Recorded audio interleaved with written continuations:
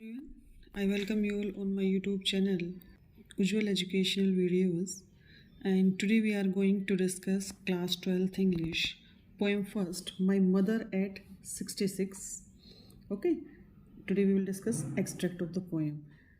Extract means जो passage दिए गए हैं आपको उनमें से क्या करना है, you are to find the answers. Okay, तो चलिए शुरू करते हैं. Firstly, we will read the passage. Driving from my parents' home to Cochin last Friday, my morning, I saw my mother beside me. Doors open, mouth, her face ashen like that of a corpse, and realized with pain that she was as old as she looked, but soon put that thought away. अब जो अगर इसका complete explanation देखना चाहते हैं तो आप जो मैंने पोएम की वीडियो डाली हुई है आप उसको देख सकते हो.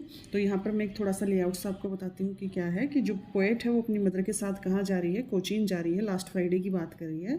तो उसकी मदर उसके साथ बैठी हुई है और उसको देखती है तो उसे दिखता है कि वो एक हल्की सी नींद की झपकी ले रही है.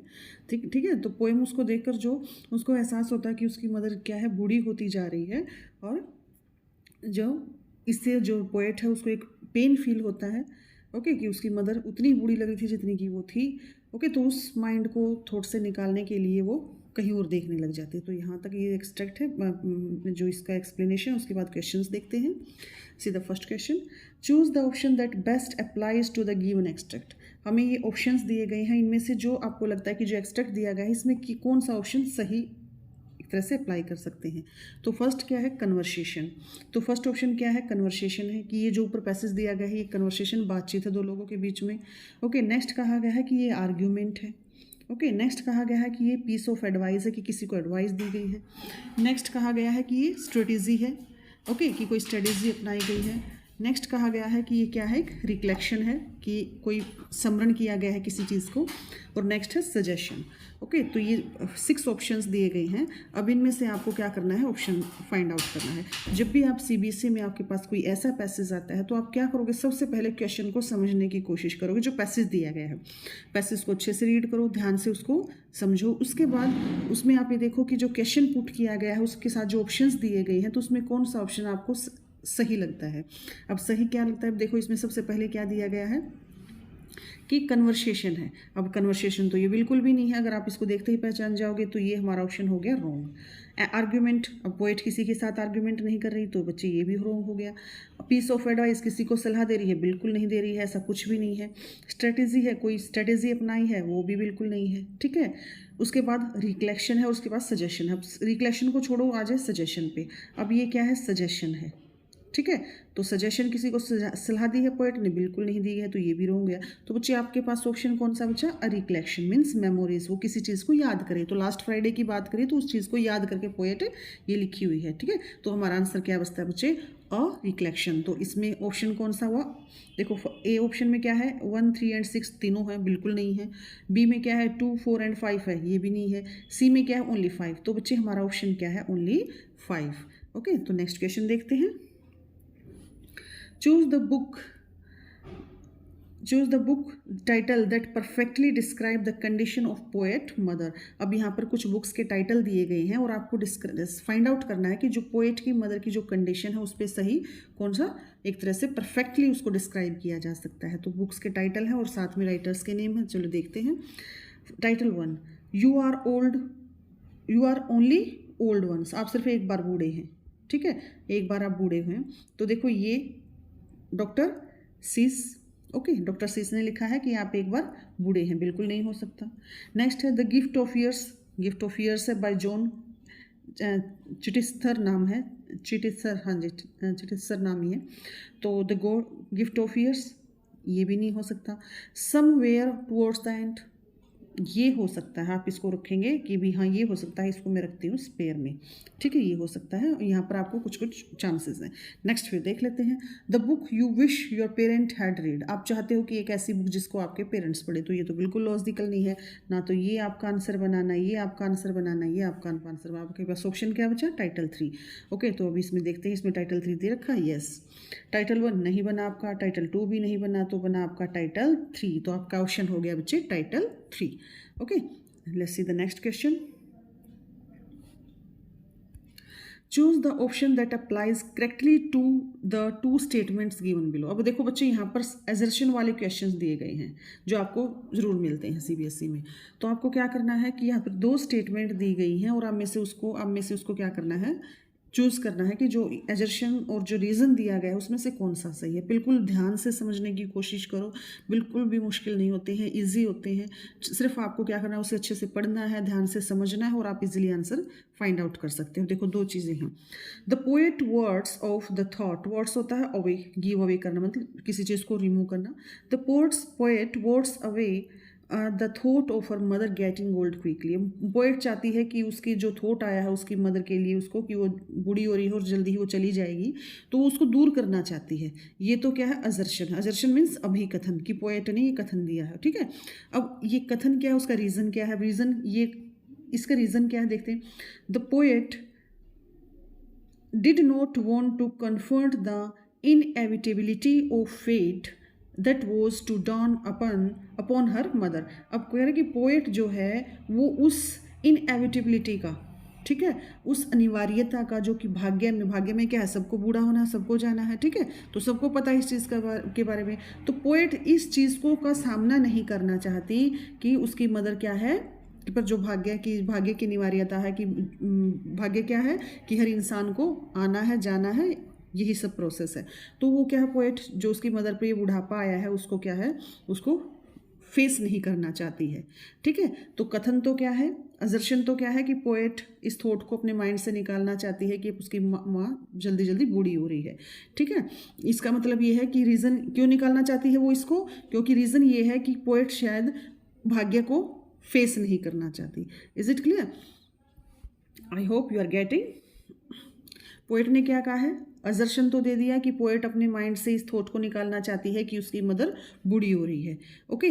अब उसका रीज़न क्या है उस माइंड को, उस थॉट को निकालने का, क्योंकि वो जो फेट है, भाग्य है, जो दुनिया में नियम है कि भाई जो आया है उसको जाना, तो उसको फेस नहीं करना चाहती। Is it clear? अब हम इसके आंसर्स फाइंड आउट करते हैं। अजर्शन कैन बी इन्फर्ड, अजर्शन जो दिया गया है, अजर्शन क्या है कि वो उस थॉट को निकालना चाहती है, वो उसको हम मान सकते हैं। The reason can not be inferred, लेकिन रीज़न को हम नहीं मान पाते, ठीक है। रीज़न जरूरी नहीं है कि पोएट ने इसी रीज़न से अपनी माँ उस थॉट को निकालना चाहती कि वो भाग्य का सामना नहीं करना चाहती, तो हम इसको नहीं मानते, ठीक है। नेक्स्ट अजर्शन दिया है, अजर्शन कैन नॉट बी इन्फर्ड। अजर्शन क्या है, उसको नहीं माना जा सकता कि पोएट अपनी मदर के जो उस थॉट को निकालना चाहती है, ठीक है। तो उसके बाद क्या कहा है कि but the reason can be inferred, लेकिन रीज़न माना जा सकता है कि शायद वो भाग्य का सामना नहीं करना चाहती। Both अजर्शन and reason can be inferred, दोनों अजर्शन और रीज़न दोनों को माना जा सकता है कि सच में ऐसा है कि शायद पोएट यही चाहती है, वो इस चीज़ को, थॉट को निकालना चाह रही है कि उसकी जो मदर है वो जल्दी बूढ़ी हो रही है, ठीक है। और दूसरा वो इसलिए कर रही है ऐसा क्योंकि वो भाग्य का सामना नहीं करना चाहती, ओके। तो ये भी हो सकता है। But अजर्शन, both अजर्शन and reason can not be inferred, दोनों को ही नहीं मान सकते। अब देखिए फर्स्ट क्वेश्चन क्या है, अजर्शन कैन बी इन्फर्ड, अजर्शन को तो माना जा सकता है, रीज़न को नहीं माना जा सकता, बिल्कुल भी नहीं, ठीक है, हम इसको नहीं मानते। अजर्शन कैन बी इन्फर्ड, अजर्शन को आप मान सकते हो, कैन नॉट बी इन्फर्ड, अजर्शन को नहीं मान सकते। रीज़न को मान सकते कि हाँ, ये नहीं मान सकते कि वो इसलिए अपने थॉट को निकालना चाहती है, बूढ़ी होने के थॉट को निकालना चाहती है, जबकि वो क्या है, रीज़न है कि हाँ सच में भाग्य का सामना नहीं करना चाहती, ये भी आंसर नहीं बनता। अब देखो, both अजर्शन and reason can be inferred. अब इंसान क्या होता है, कई बार जो सिचुएशन ऐसी होती है वो सिर्फ इसलिए उसको अपने माइंड से दूर निकालना चाहता है क्योंकि शायद वो उसका सामना ही नहीं करना चाहता, ठीक है। ये सभी के साथ है कि अगर कोई बैड थॉट है उसको हम, या कुछ ऐसी चीज़ है उसको हम अपने माइंड से ज़रूर इसलिए निकालने की कोशिश करेंगे क्योंकि हम उसको फेस ही नहीं करना चाहते। तो यही शायद पोएट के साथ भी है कि अजर्शन भी ठीक है उसका, ठीक है, कि वो अपने माइंड से थॉट को निकालना चाह रही है, और रीज़न भी ठीक है क्योंकि वो शायद भाग्य को का सामना नहीं करना चाहती, उसे डर लग रहा है ये सब सामना करते हुए कि भी एक दिन उसकी मदर मर जाएगी। तो ये क्या है, आंसर हो सकता है, okay. See the next question, choose the option that displays the same literary devices as in the given lines of the extract. Extract में गिवन लाइन्स दी गई हैं, ओके। तो ये इसमें देखते हैं भी कौन कौन सा है कि कौन सी लिटरेरी डिवाइसेस यूज़ हुई हैं, वो देखनी है। हर फेस एशन like that of a corpse, उसका जो फेस है वो क्या है, आग जो राख है उसकी तरह क्या हो, एक तरह से बिल्कुल ख़त्म सा हो गया है। तो ये हमें लिटरेरी डिवाइसेस में दी गई है, कौन सी बच्चे, लाइक सिमिली दी गई है। ठीक है, तो हमें इसी से चूज़ करता हुआ नेक्स्ट लाइन देखनी है। Just as I had this thought she appeared and, अब देखो यहाँ पर पहले इसको ध्यान से समझो एक बार, ये क्या कहना चाह रहा है पोइट। यहाँ पर लाइनें दी गई हैं, हर फेस एशन like that of a corpse, ठीक है, एक मृत शरीर की तरह उसका जो चेहरा दिखाई दे रहा है, राख की तरह। अब यहाँ पर क्या है, choose the option that displace same literary. अब यहाँ पर जो लिटरेरी डिवाइसेस यूज हुई है, यहाँ पर कौन सी जो लिटरेरी डिवाइस यूज हुई है, ठीक है, वही हमें जो नीचे स्टेटमेंट दी गई है उसमें चूज करनी है कि कौन सी सेम लिटरेरी डिवाइस यहाँ है और सेम उन्हीं में मिलनी है। तो देखते हैं, just as I had this thought, कि जैसे ही विचार मेरे मन में आए, आई शी अपीयर्ड, वो दिखाई दी, खत्म, उसके बाद कुछ नहीं बोला, तो ये तो बिल्कुल भी नहीं है। Okay, my thoughts were as heavy as lead that evening when, मेरे विचार उतने ही भारी थे जितने की वो शाम।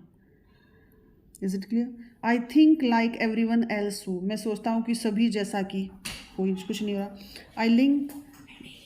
आई like to think aloud when, मैं ऊंची आवाज़ में सोचना चाहता हूँ। तो देखो बच्चे, ना तो आपका ये ऑप्शन बना, बिल्कुल भी नहीं, ना आपका क्या कौन सा ऑप्शन बना, I think that every one else, ये ना ऑप्शन बना, I like to think aloud when, ये भी नहीं बना। अब आपके पास ऑप्शन बचा थर्ड, ध्यान से सुनना बिल्कुल, ऑप्शन बचा आपके पास थर्ड। थर्ड क्यों ठीक हो सकता है?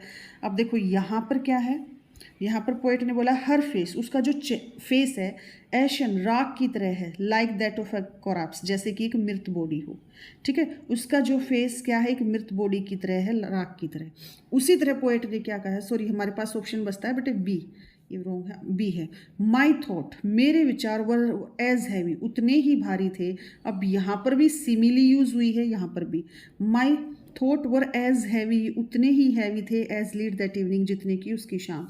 मेरी माँ का चेहरा उतना ही, मतलब क्या है, पीला पड़ा हुआ था जितना कि एक मृत शरीर। मेरे विचार उतने ही हैवी थे जितने की उस शाम में, इवनिंग। तो बिल्कुल हमारा जो ऑप्शन बचता है वो बचता है बेटे B. Okay, I hope you are getting. तो चलिए देखते हैं next. And looked out at young trees sprinting, the merry children spilling out of their homes. But after the airport's security check, standing a few yards away, I looked again at her, when pale as the late winter's moon, and felt that old familiar ache.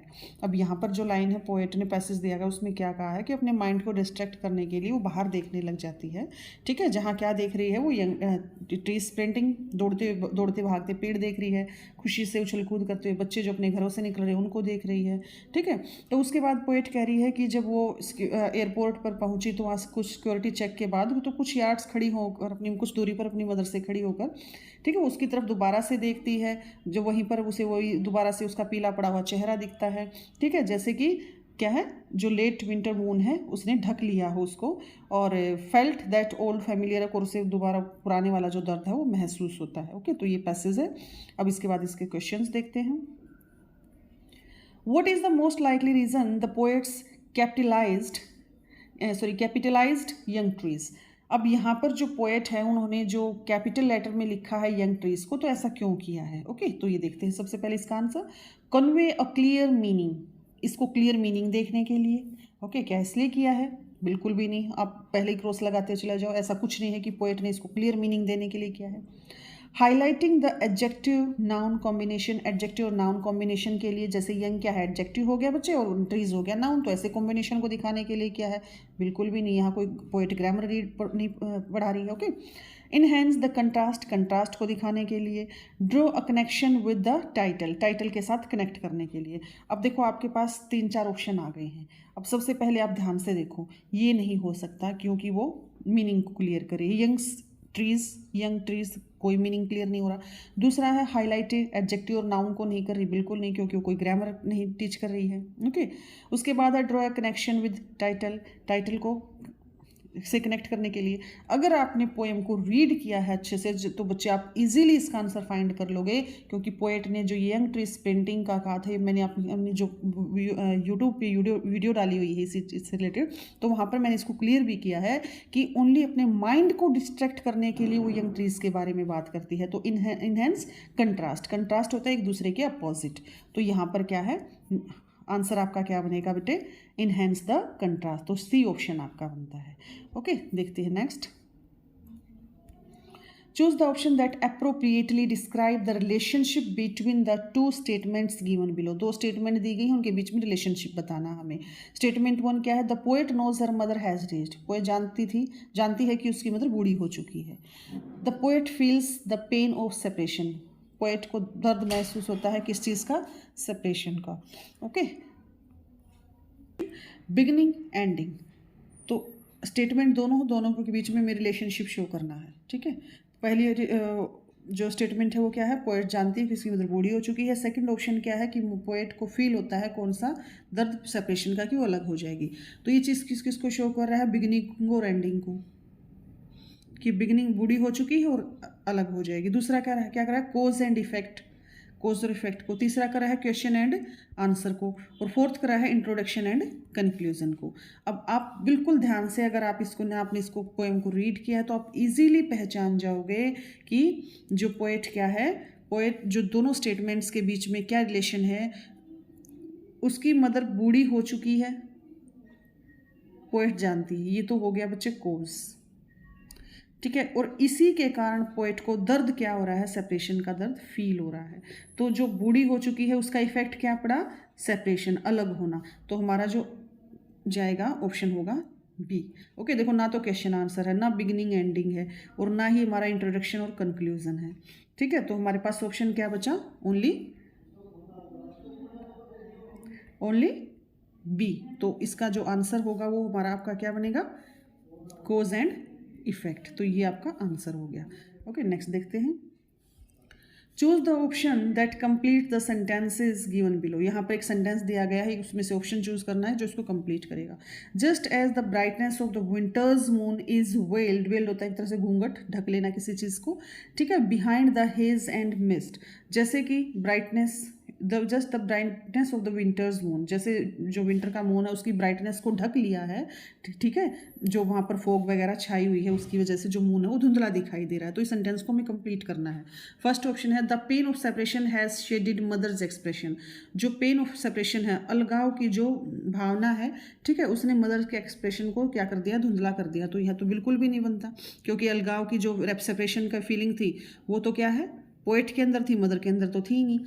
As has fogged mother's youthful appearance. Age जो है उसने ढक लिया है mother के youthful appearance को, कि mother का जो यूथफुल यंग एज में जो अपीयरेंस था, जो उनका जो लुक था, उसने उसको ढक लिया है, किसने, एज ने। ठीक है, फोग की तरह एज ने मदर के यूथफुल अपीयरेंस को ढक लिया है। तो एक ऑप्शन ये हुआ। सेकंड है growing up has develop the seasoned maturity in the poem. जो पोएट जो एज बढ़ रही है, इससे क्या हो गया, पोएट के अंदर एक तरह से मैच्योरिटी आ गई है, वो मैच्योर हो गई है, उसके जो थिंकिंग है वो मैच्योर हो गई है।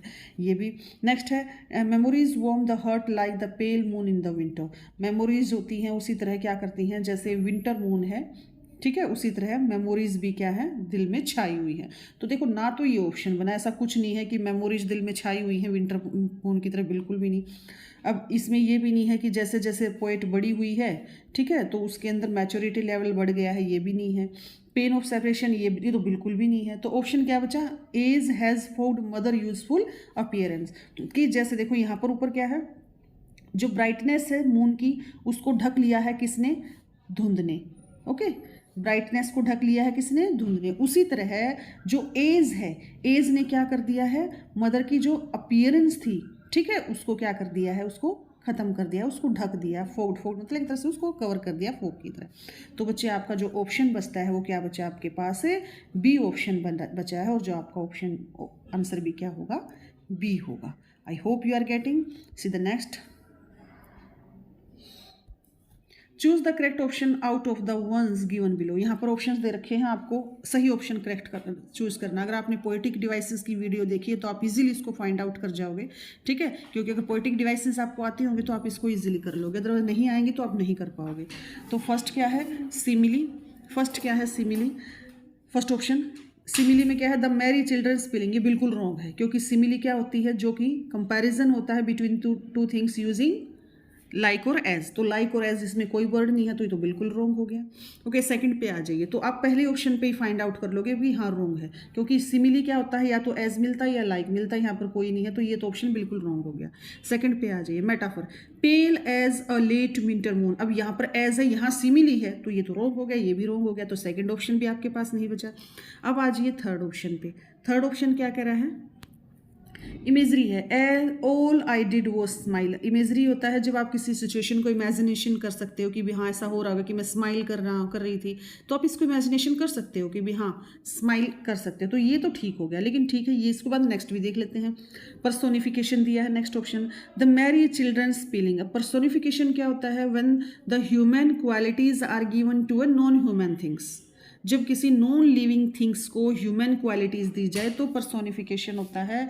लेकिन यहाँ पर तो ऐसा कुछ है ही नहीं, क्योंकि चिल्ड्रन तो लिविंग थिंग्स हैं, ठीक है, तो चिल्ड्रन तो लिविंग थिंग्स है, तो सस्ते गाते बाहर निकल रहे हैं, तो ये ऑप्शन रॉन्ग हो गया, ठीक है। इट मीन्स थर्ड ऑप्शन भी नहीं बचा आपके पास। अब आज लास्ट ऑप्शन पे, personification, young trees sprinting. Young trees क्या करें, दौड़ भाग कर रहे हैं, तो personification as I told you that when human qualities are given to non living things. तो यहाँ पर नॉन लिविंग थिंग्स क्या है, ट्रीज हैं, ठीक है, यंग ट्रीज हैं, और वो क्या करें, भाग रहे हैं। भाग कौनता है, सॉरी भागता कौन है, लिविंग थिंग्स जो होती हैं। तो यहाँ पर इसको क्वालिटी दी गई है, तो ये ऑप्शन ठीक है। और सिमिली क्या है, pale as the late winter moon. As और लाइक वर्ड यूज करके जब कंपैरिजन किया जाता है तो सिमिली है। तो बच्चे आपके पास ऑप्शन कौन सा बच गया, 4। ओके, तो आपका 4 ऑप्शन ठीक होगा। अब यहाँ पर देख लेते हैं, देख ले ऑप्शन 4। ओके बच्चे, तो बच्चे ये जो पोएम है ये होती है कंप्लीट। आप इसको अच्छे से ध्यान से पढ़ेंगे। Okay, bye, take care.